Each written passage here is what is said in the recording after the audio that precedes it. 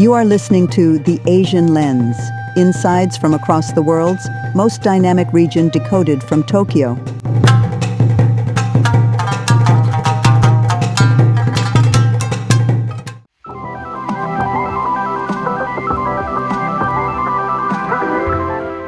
Hello and welcome. My name is Dr. Keiko Tanaka.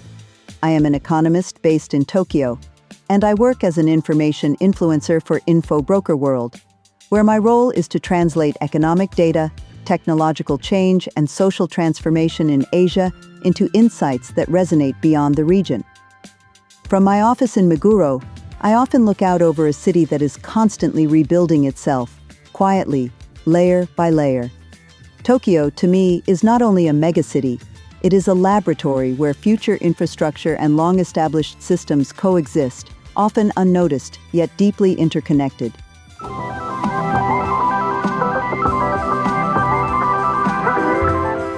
Today I would like to talk about urban mining in Japan, not as a fashionable sustainability concept, but as something far more pragmatic and deeply rooted in Japan's industrial logic. Urban mining here is best understood as a strategic response by a resource-poor nation to geopolitical risk, supply chain fragility, and the material realities of the energy transition. In Japan, recycling has never been just about environmental awareness. It has long been about continuity. Japan imports almost all of the raw materials that power its high-tech economy: copper, nickel, lithium, cobalt, rare earth elements, and precious metals are embedded in everything from smartphones and cars to industrial robots and data centers. For decades, this dependency was managed quietly through global trade. But in 2010, when rare earth exports from China were abruptly restricted, this vulnerability became visible overnight. For Japanese manufacturers, it was a moment of collective realization that supply chains are not abstract flows, but political and strategic structures. From that point on, recycling moved from the margins of policy into the center of economic security thinking.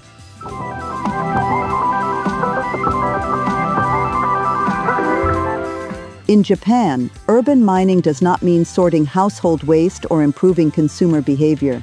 It means treating discarded electronics, batteries, and industrial scrap as high-grade ore bodies.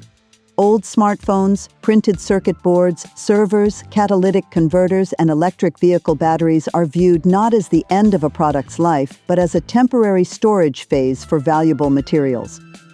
Research institutions estimate that Japan's accumulated electronic waste contains hundreds of thousands of tons of rare metals, including gold concentrations that are significantly higher than those found in natural mines. In practical terms, 1 ton of discarded mobile phones can contain more gold than several tons of mined ore.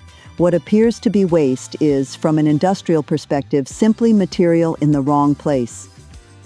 What makes Japan distinctive is how seamlessly urban mining is integrated into existing heavy industry. Unlike many countries where recycling developed as a separate environmental sector, Japan embedded it directly into its metallurgical backbone. Large industrial players such as Mitsubishi Materials, DOWA Holdings, JX Advanced Metals, and Sumitomo Metal Mining operate smelters that were originally designed to process imported ores, but have gradually been adapted to handle complex recycling streams.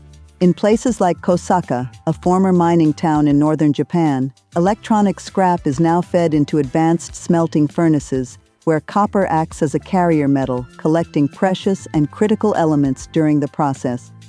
Through a carefully engineered combination of high-temperature smelting and chemical refining, more than 20 different metals can be recovered from a single stream of electronic waste.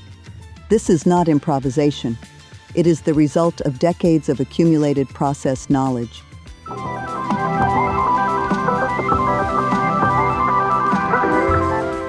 As Japan moves deeper into electrification, battery recycling has become the next critical frontier.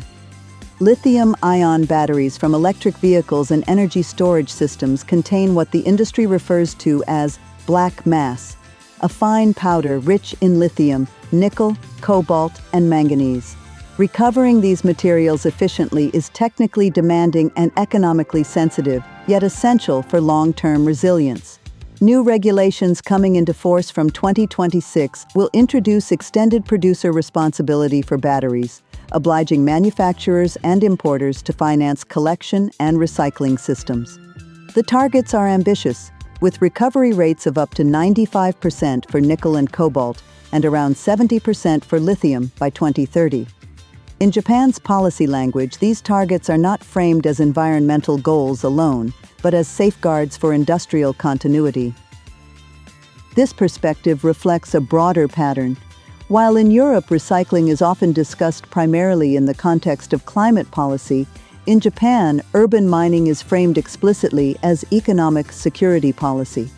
The Ministry of Economy, Trade and Industry treats electronic waste as a strategic resource comparable to overseas mining assets or national stockpiles. Recycling flows are counted as part of national supply capacity, not as secondary or inferior sources. The strategic objective is to reduce dependence on any single country and to stabilize input flows for key industries such as batteries, semiconductors, and advanced manufacturing.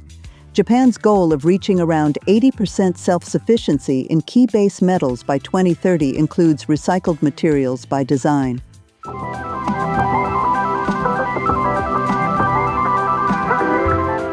At the same time, urban mining in Japan does not stop at national borders. The country is actively exporting its model through partnerships across Southeast Asia, where electronic waste is collected and pre-processed under more controlled conditions before being refined in Japan's high-precision smelters. This creates regional value chains, reduces environmental harm from informal recycling, and secures material input for Japanese industry. In this sense, urban mining has become a form of quiet industrial diplomacy, combining technological expertise with regional cooperation. Of course, this system is not without limitations. Collection rates remain uneven, rare earth recycling is still costly, and not every material can yet be recovered economically. Even globally, recycling rates for rare earth elements remain very low. Japan's strength lies not in scale, but in consistency, process quality, and long-term coordination between government, industry, and research. Innovation here is rarely loud. It tends to be incremental, embedded, and patient.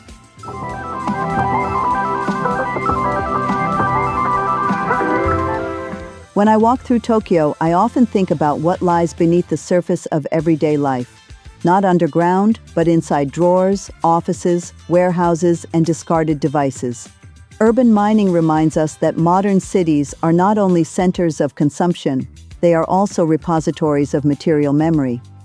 Behind every electronic device lies a story of extraction, design, use, and potentially renewal.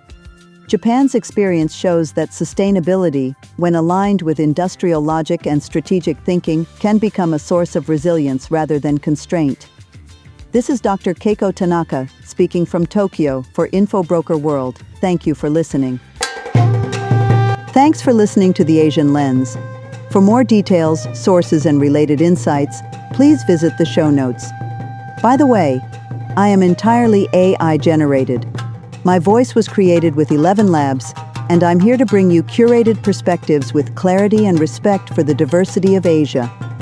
This podcast is powered by InfoBroker World, your partner for market intelligence and global research across the Asia-Pacific region.